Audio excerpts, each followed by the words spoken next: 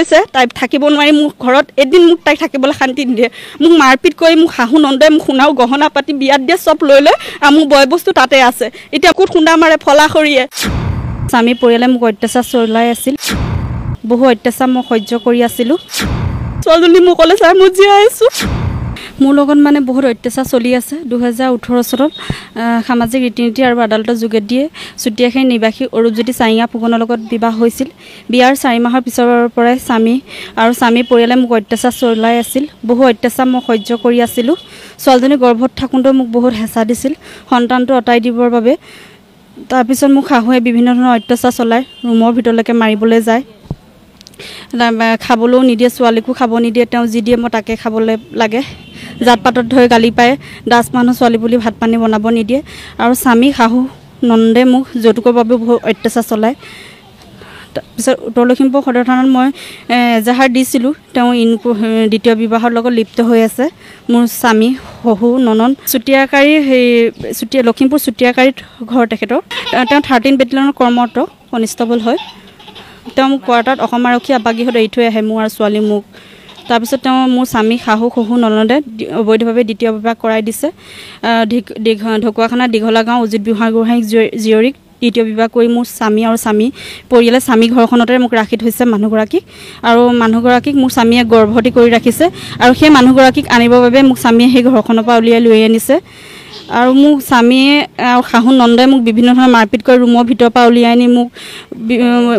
মূৰত মাৰে বিভিন্ন ধৰণৰ গাত শৰীৰৰ বিভিন্ন অংশত মোক মাৰে ফলা বাঁহে মোক বুকুত খুন্দা মাৰি মোক মাৰে তাৰপিছত মোক বহুত কষ্ট দিলে মোৰ ছোৱালীজনীকো বহুত কষ্ট দিলে বহুত মাৰপিট কৰি ঘৰত থাকিব নিদিয়ে গেট তালা লগাই দিছে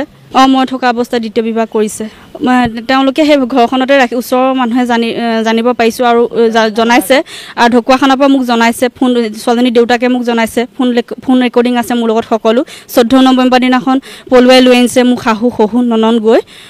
স্বামীও গৈছে গাড়ীত 9টামান বজাত 8টামান বজাত পলুৱাই লৈ আনিছে মই প্ৰশাসনক কাষ চাপিছোঁ তেওঁ একো ইনকুৱাৰী কৰা নাই উত্তৰ লখিমপুৰ সদৰ থানাত মই এজাহাৰো দিছোঁ ইনকুৱাৰীৰ কাৰণে একো ইনকুৱাৰী কৰা নাই মোৰ ভাৱ হৈছে তেওঁ আৰক্ষী লোক কাৰণে তেওঁক তদন্ত কৰা নাই মানে সেনেকুৱা মোৰ ভাৱ হৈছে মানে আৰু আমাৰ মাননীয় মুখ্যমন্ত্ৰী মহোদয়ে এখন আইন দি দিছে কোনো চৰকাৰী বিষয়ে দ্বিতীয় বিবাহত লিপ্ত হ'ব নোৱাৰে তেওঁ দ্বিতীয় বিবাহ কৰিও তেওঁ প্ৰেগনেণ্ট হৈ আছে তেওঁ আইন অমান্য কৰি তেওঁ দ্বিতীয় বিবাহৰ লগত লিপ্ত হৈ আছে মোৰ ছোৱালীক একো খাব নিদিয়ে কোৱাৰ্টাৰ এৰি থৈ আহিছে মোক খাব নিদিয়ে ফোনৰ যোগাযোগ নাৰাখে তাৰপিছত মই এটা গোচৰো দিছিলোঁ তেওঁলোকৰ ওপৰত সেই তেতিয়া গোচৰটো মোৰ স্বামীয়ে উঠাই ল'ব কাৰণে মই উঠাই ল'লোঁ মোক কন্যা সন্তানটিৰ কথা চিন্তা কৰি সামাজিক দায়বদ্ধতাৰ কথা ভাবি মোৰ কেছটো জজ কোৰ্টৰ 9 মাৰ্চ তাৰিখে মই উঠাই লোৱাৰ পিছত স্বামীৰ ঘৰতে মই আছিলোঁ আকৌ স্বামী পৰিয়ালে মোক তোৰ কাৰণে ইমান ফাইন গ'ল বুলি তই ইয়াত থাকিবলৈ পাওঁ বুলি মানে মোক ঘৰৰ পৰা আকৌ মোক উলিয়াই দিছে গেট তালা লগাই দিছে তাৰপিছত মই উপায়হীন হয়তো কৰ্মটোত গৈছোঁ তেওঁ 15 দিন ছুটি লৈ আঁতৰি থাকে তাৰপিছত তেওঁ মোক উত্তৰ লখিমপুৰ 13 নং বেটেলিয়নৰ লীলাবাৰী অসম আৰক্ষী আবাসগৃহত মোৰ আৰু মোৰ 3 বছৰীয়া কন্যা সন্তানক এৰি থৈ গুচি আহে আৰু সেই দিন ধৰি মই একো মোক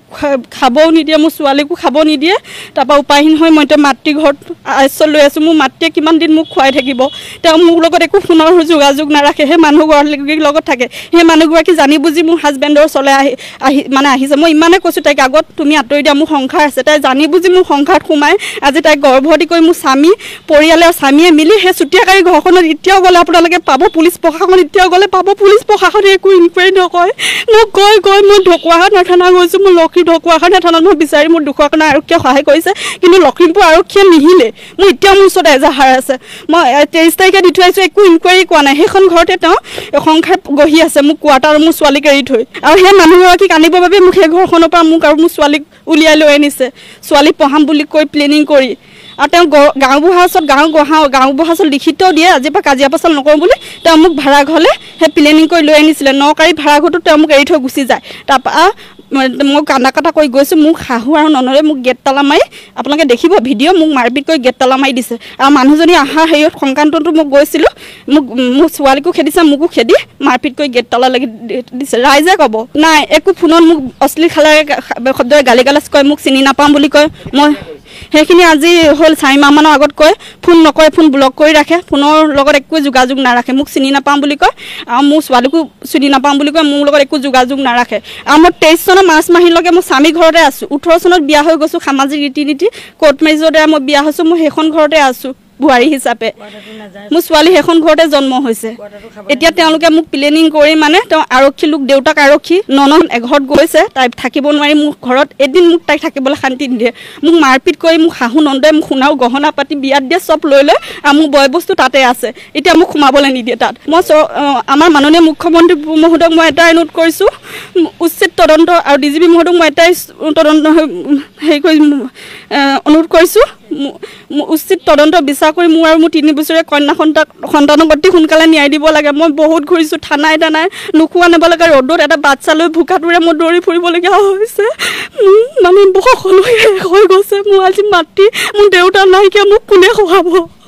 মোক কোনে হেৰি কৰিব তেওঁ একেবাৰে মোৰ ওচৰত আহিব নিবিচাৰে মোৰ ফোন ব্লক কৰি ৰাখে খাব নিদিয়ে কোৱাৰ্টাৰত মই তেনেকেই থাকিলোঁ কোৱাৰ্টাৰটো থাকিলে নাযায় পইচা পাতি একো নিদিয়ে মই কেনেকৈ তাত থাকোঁ কোৱাৰ্টাৰত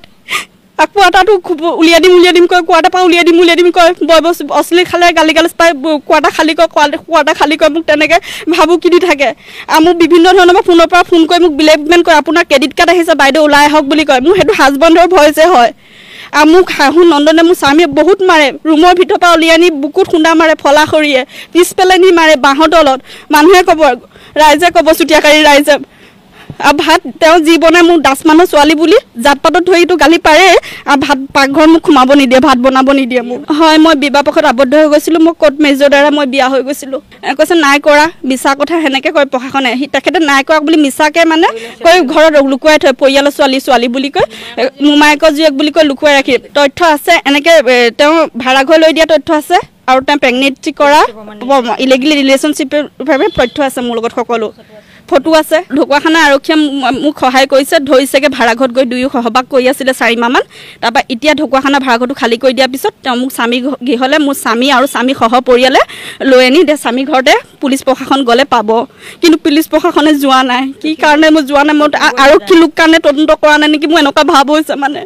মই বহুত হাৰাশাস্তি হৈছোঁ মই এজনী মাইকী মানুহ মই মৰি যাবলৈ মই বাধ্য হৈছোঁ মই ছোৱালীজনী মোকলৈ চাই মই জীয়াই আছোঁ এই বোলে মই কেম 13 বেটেলিয়নলৈ যাওঁ এই বোলে মই থানা যাওঁ এই বোলে মই ঢকুৱাখানা যাওঁ এই বোলে মই হাজবেণ্ডৰ ঘৰত যাওঁ মোক ইমান মাৰি উলিয়াই দিয়ে মোক শাহু ননন্দে গেট তলত লগাই দিয়ে